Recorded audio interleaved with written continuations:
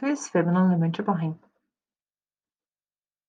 Éis go géir, go dtí an tús a chlann tús na focail seo. Elephant, eitleán, eibhling, eitlóg. Tosnaíonn siad le leis an E. Arc ar na focail seo anois. Go dtí an tús litir a eithinn tús na focail.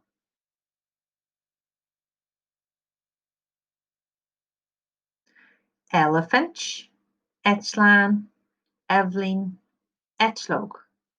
Tosaíonn siad le leis an litir E. Deann an litir E an E. An féidir leat an litir E a scríobh.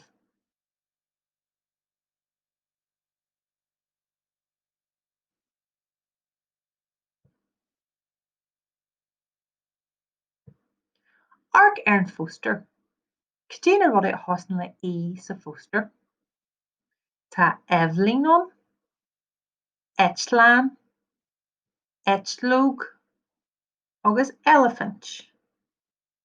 Tá eibhling agus an elephant ag eitlt.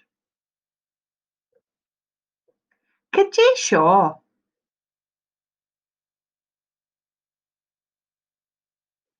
Lé an leor leat féin.